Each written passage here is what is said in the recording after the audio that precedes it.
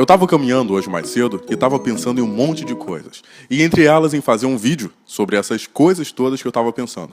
Sempre que eu caminho, eu estou dirigindo ou estou fazendo alguma coisa, eu tento estar escutando uma música em algum idioma, ou praticando francês, inglês ou alemão, ou um audiolivro, e sempre uma maneira de estar aproveitando aquilo que eu estou fazendo de alguma maneira, né?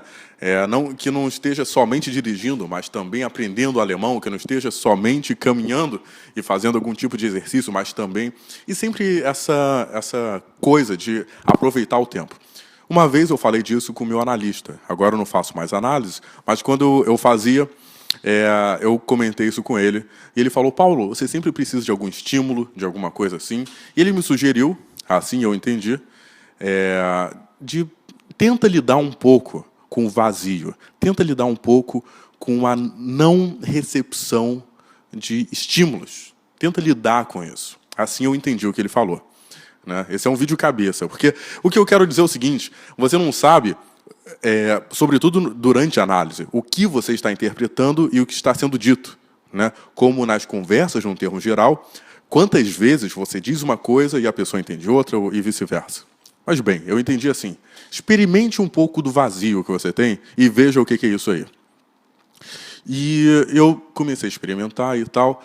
E é muito interessante, porque quando você desliga os estímulos, todos, e você somente pensa, e aí eu até diria que você flerta um pouco com a meditação, e quando você somente está pensando, você tem que lidar com aquilo. Eu vejo essa experiência muito com os alunos. Eu pego muitas vezes os alunos e eu falo assim, fala inglês aí. E o aluno fica tenso, fala, como assim fala inglês? O que eu vou falar? Qual o exercício? Qual é o drill? Qual é a parte? Qual a atividade que eu tenho? Como assim fala inglês? E é muito interessante isso. Observe que na sala de aula, o professor, supostamente, ele sempre tem que dar, olha, agora vai acontecer isso, isso e isso. Agora, nós vamos fazer isso, isso e isso. Agora, isso, isso. Se você tirar esse elemento, e claro que o professor é um líder e etc, etc, etc, é ele que tem que dar uma ordem àquela forma, mas se você tira esse elemento de ordem durante alguns minutos, é o suficiente para muitos alunos entrarem quase, eu diria, em pânico. Somente de observar a cara de alguns alunos, ou o aluno fala, sério?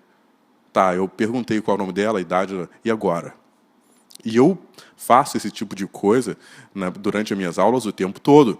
Né? Eu falo, então, conversa com a pessoa. Ela faz aquela entrevista e fala, e agora? Aí o aluno olha para mim, né? E agora, teacher, o que eu faço?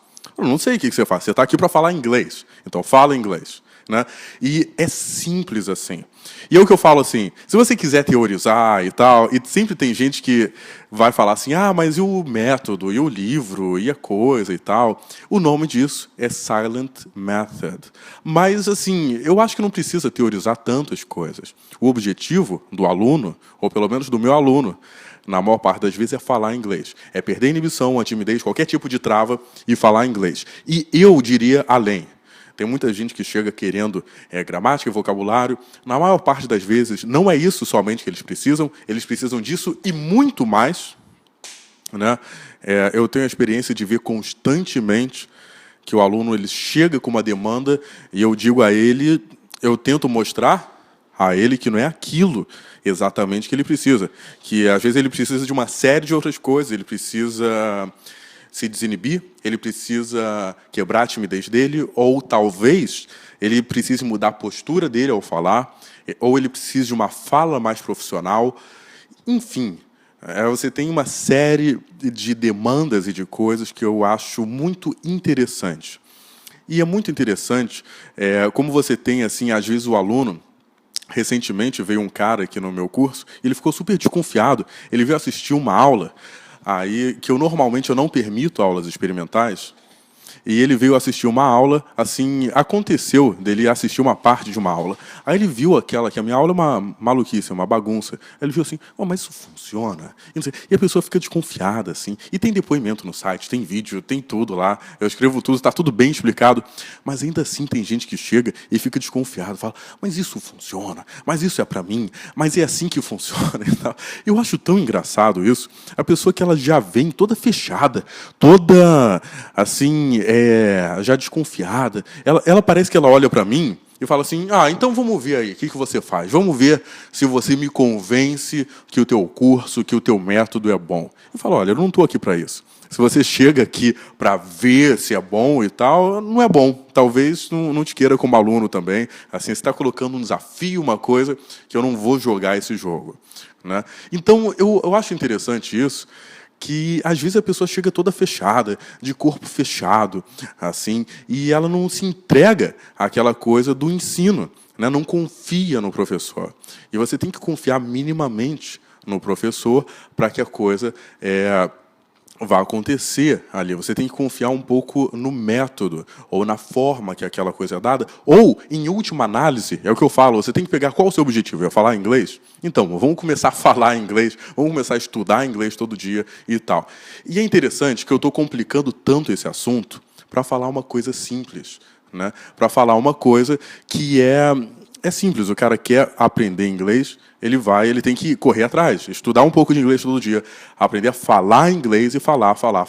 E é muito interessante que se você tira esse elemento em sala de aula, esse elemento de ordem, parece que o aluno entra em parafuso. Ele não consegue lidar com aquilo muito bem. Por quê? Porque a sala de aula tradicional é geralmente isso, tem uma atividade clara, muito bem definida, o que vai acontecer. Aliás, treinamento de professor geralmente é assim, né? Passo 1, passo 2, você primeiro vai fazer isso, depois vai fazer aquilo, depois vai fazer aquilo. É uma receita de bolo.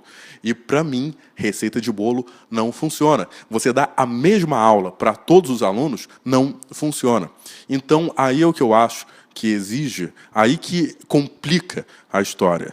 Porque eu acho que todo professor ele tem que estudar a fundo metodologias, formas e tal. Eu consideraria aprender outros idiomas, para você saber o caminho, né? Aprenda pelo menos um novo idioma, além daquele que você ensina, porque cá entre nós, se você não sabe o caminho para aprender um novo idioma para você, não, vamos ser bem sinceros aqui, se você só sabe o inglês e o português, e você só aprendeu inglês, será que você não deveria, pelo menos, aprender um novo idioma para você descobrir bem e saber bem como é o caminho para então ensinar ao aluno? Eu acho isso muito importante. No meu mundo, eu estou falando de mim, é claro que isso não funciona a larga escala, é claro que isso não funciona, sei lá, a nível Brasil. Quando as pessoas me perguntam, Paulo, mas o que você acha de educação no Brasil? Eu não tenho a menor ideia. Eu sei como funciona a educação na minha microesfera, ou na escola aqui, acolá, assim, coisas bem pontuais, né? Porque eu acho que a boa preparação de um professor seria essa. Você tem que estudar profundamente, por exemplo, Chomsky, a aquisição da linguagem, e a partir daí você vai entendendo muito bem os métodos e desenvolvendo o seu conceito de ensino. A ponto, depois do cara chegar na minha aula e achar que aquilo tudo é uma maluquice, é uma coisa improvisada e tal, e, na verdade, é um ambiente para ele falar inglês. Primeiro, algumas coisas são completamente ignoradas no ensino, quase que num termo geral. Assim. Primeiro, o fator psicológico. Ninguém fala disso. Né? Ninguém fala se o cara está travado, ninguém fala se o cara está com medo, ninguém fala se o cara tem medo de gente, se ele chega lá e ele não tolera ficar com outras pessoas, ninguém fala disso. Outra coisa que ninguém fala é falar de improviso. Ninguém coloca isso. Eu acho um absurdo ninguém considerar isso nos cursos de inglês. A pessoa falar fluentemente, para mim, é a pessoa falar bem de improviso. Se a pessoa não fala bem de improviso em português, como é que a pessoa vai falar bem de improviso em inglês? Não tem como. Como é que você vai dar uma palestra com naturalidade assim? Né? Se você não souber falar minimamente bem de improviso, qualquer coisa que saia ali do script, na palestra, você vai ficar completamente perdido. E ninguém fala disso. Né? Ninguém fala disso. Por quê? Porque o aluno está acostumado àquela receita de bolo, passo 1, passo 2, passo 3, passo 4, etc, etc. E quando chega a realidade, chega uma demanda real, que é o seguinte, como aconteceu, tem aí o vídeo do meu aluno, como aconteceu, fala, chega aqui, vamos fazer uma entrevista em inglês, que foi exatamente isso que aconteceu. Ele estava numa feira de estágios e empresas que iam lá, ele foi chamado, vem aqui, vamos fazer um processo seletivo. Ele foi lá e ele foi requisitado a falar inglês, assim, de improviso, toma lá, dá cá. E quanta gente aí fica fantasiando o momento perfeito, a hora perfeita e tal, e chegou eu estava lembrando desse cara que veio visitar o curso aqui recentemente, e ele chegou aqui e ele ficou ofendido. Ele falou para mim, não, bem, eu só vim aqui bater um papo contigo, você me pegou de surpresa e me pediu para falar em inglês. Falou, mas, meu filho, isso aqui é um curso de inglês. Você veio falar com um professor de inglês. Será que é tão inesperado assim que você seja exigido de falar um pouco de inglês? Será que é tão inesperado que dentro de um curso de inglês que você está visitando, você fala inglês? Bem, acho que eu já falei demais por hoje. Obrigado quem me acompanhou até aqui. Meu nome é Paulo Nidec e até a próxima.